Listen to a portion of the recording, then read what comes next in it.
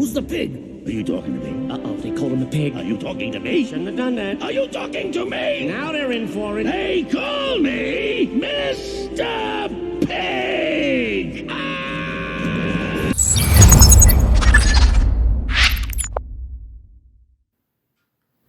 Yo everyone, welcome to another Rogues video. Jordan here. Just starting a nice little fun little video ready for next rotation of Scarlet and Violet. I'm here with my deck that is looking likely to be my deck 3 UIC, the European Internationals at London, which is this lovely pig up the top here, Oinkologne EX. Yeah, it's a little bit of a fun one. I'm not going in with too much hope and expectation with it, but every time I played the deck into competitive games, it's been really well. It's done really well. I enjoy it. I like having fun. Takes a bit of time to get the games going, but once you get going, it's hard to stop, so I do like it. So today, I just thought I'd bring you a little bit of a deck profile. This is what I'm starting out with. My deck's a bit different to some of the lists you've seen online. I've taken inspiration from them lists, and then just turned it into what I prefer. I'll go through the reasoning why some of the cards are in here as we're going through. So we'll start off with the Pokemon lineup. Nice and straightforward, a 4-3 Oinkologne line. The Lechonks currently at the moment are all mix and match. That's just because of the ones that I've pulled from the pre-release. With that being said, at the moment I'm looking at probably putting all the 70 HP ones in. They're the only ones that are needed. I don't see any point with the collect 60 HP. Never really come in handy at the moment from all the games that I've played, and to be honest, leaving the Lechonk in the active isn't what you really want to be doing, especially against decks like Lost Box that can hit in that 60s, even the 70 HP turn one going second. Moving into the next cards, you've got the Barrel line. Everyone knows this is going to be one of the highest staples cards, I reckon, in the news era with the draw support. Draw up until 5 cards in your hand. I've gone with the character arts just because they look spicy. Also with the Bidoof, there's argument for the 70 HP Bidoof. I've gone with a split. I think the 70 HP ones are better, but the 60 HP ones, they do offer the ability of the carefree countenance, which does allow you to not be sniped on the bench by stuff like Greninja. So I have gone with a 2-line of those as well. Like I say, guys, you all know what the barrel does by now. If you don't, if you're new to Pokemon, Industrials and sizes, once during your turn, you may draw until you've got 5 cards in your hand.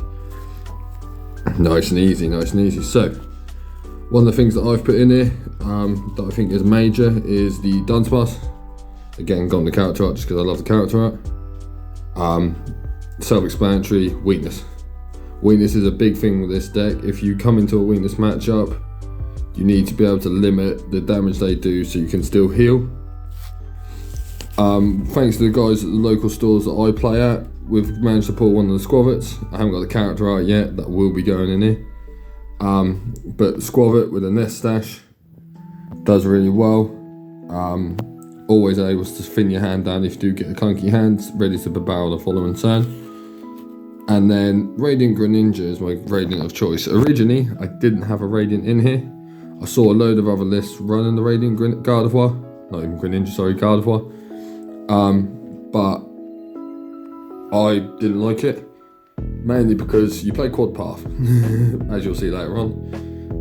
But this is there and it's done so much work because it makes them wonder, do I want to bump path and then do I hit the maths on the Oinkologne to be able to one-shot it with this in play.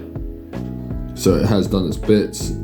You'll see with regards to my healing engine, why not being one shot is crucial for me. Moving into supporters, my only draw supporter, Judge, Quad Judge. Now, this is a bit risky. I've seen lists running Professor's Research, I've seen lists running Chorus's Experiment. I didn't like the idea of discarding cards because you run such a finite amount of cards you actually need and you want to be able to hit at certain times. And I think the Squavet does a better job at thinning your hand down than a discard support. Plus, being able to discard their hands to stop bosses, to stop certain aspects of the game, is just amazing. Then we go into the heal section. So, as you can see here, I run a trio of Sharon's Care and a trio of Cheryl. Now, I want 4 of each. These cards just make this deck so annoying for your opponent.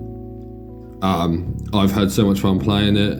You really do see their face when you go, okay, cool, draw for turn, Sharon's Care. Yeah, now all your damage is gone. Or if they've gone for spread damage like Lost Box seems to do, you go, oh, you've damaged all my barrels and all my evolution Pokemon. Cool, Cheryl heals it all. So we've had a lot of fun with these heal cards, and this is the main premise of the deck that keeps me going. Sometimes I do wish I had some more draw supporters in here. Maybe a Bruno if I do get knocked out, but obviously we don't want to be knocked out. That's the whole point. Moving on to the last 3 supporters. You've got the 2 bosses orders, which I think is crucial because again, you're not really one-shotting them. So if they're not healing, they're going to be switching around to make sure they don't leave something damaged in the active. So on the turn that you don't need to heal, you can then one-shot with boss up and then take a knockout with the boss's orders. The Miriam originally wasn't in here. I've added it back in after taking it out. It is another draw supporter in a way, but it also helps recover them early games where you do maybe have to take a Lechonk or 2, get knocked out before you get set up. Just able to put more Lechonk back into decks, also with your one-offs like the Guardy and the Squavit, and also Dunsparce. So it makes much more sense to be able to then go through and get them back in, and the draw free is always handy. Moving into my item cards now, Quad Nest Ball, Quad Ultra Ball, fully self-explanatory, that's how I get my Pokemon. A lot of the time you do not naturally draw into them, especially early games, so hitting them Quad Nest Balls early, hitting the Ultra Balls early is really good. Then I run my full face guard. With the full face guard's nice, just allows me to basically keep going and heal and make sure I take less damage. So with this deck in total, if there's no path out, I hit minus 70 on attacks with the full face guard from V's, the V guard energy and the Gardevoir. Pretty cool. Now I run 2 Pokegear in mine. Now this is a bit of a different one. Not a lot of people run this. Get the camera right, there we go. Pokegear for me has been a crucial part again because you just want to find them supporters as best you can. Also late game, if you haven't burnt through them already, these are a godsend to be able to find them bosses orders that even if you've binned early, we'll go into a card later on, obviously you can pretty much see it there, Palpad. Palpad is crucial to put them bosses orders back in for the late game, bossing up the damaged cards ready to take knockouts. Pretty cool. Again, another card that I didn't originally run that I put back in was Switch. Switch for me wasn't that crucial because, to be honest, if something's in the active, you're just going to want it to be there and there's not really much chance to switch. Plus a lot of the stuff that in this deck has a 1 retreat cost to begin with, so you can always just retreat out with an energy if needs be. But recently, with a lot of testing at locals, I found that the switching option is definitely needed. Also allows you to sort of switch between 2 Oinkolognes if you can get them set up, allowing you to take damage on both before Sherilyn. That's always quite nice to do, especially if they can't gust up the one that was on the bench that was damaged, so that's pretty cool. One-off items, I only run 2. One you saw a minute ago, so we've got the Power Pad and the Heavy Ball. Self-explanatory really. Heavy Ball was crucial to me in a few matchups, just getting that extra 2nd or 3rd pig out, or the 2nd or 3rd Bidoof out, just to keep us going. And the Power Pad, like I say, late game, getting back them Sharon's Cares and them bosses orders early, making sure that you have enough to get them back in. So that's pretty cool. Moving into the energy, 4 V-Guards, 3 Double Turbo and 3 Lucky. That's all the energy that I run. Again, with Sharon's Care, you end up looping a lot of energy back into your hand. Mainly the Double Turbos, which are there to use to obviously hit the 2nd attack on the Oinkologne, which is the 190 attack. Flip a coin, if tails you can't attack next turn. But mainly enough, that's always been enough energy for me. Lucky energy is a bit hit and miss for me. Obviously you are getting hit into a lot, so you need to draw on the card. But I think I might prefer maybe a 4th Double Turbo rather than the 3 Lucky. That's something I'm going to be testing over the next few days. Moving into the last cards that I have in the deck now, guys, which is the stadiums. Like I said before, it's quad path, guys. Path Judge is one of the best combinations this deck has. Getting crucial cards that they have in their hand shuffled back in, and them not able to have abilities to find them has been amazing.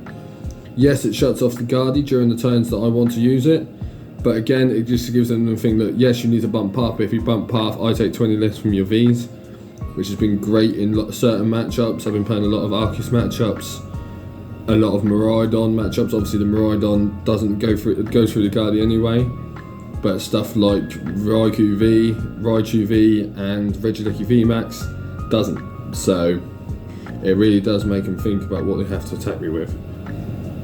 So that's been my deck list, guys. I hope you all enjoyed it. I hope this all has worked well. Please leave a follow, leave a like, guys, and subscribe to our YouTube channel. Also check the link in the description for all of our socials as well. And hopefully if we are going to see any of you guys at EUIC, come see us, give us a shout out, and we'll come see you and we'll see if we can do some possible trades and stuff. This is Jordan signing off. Peace.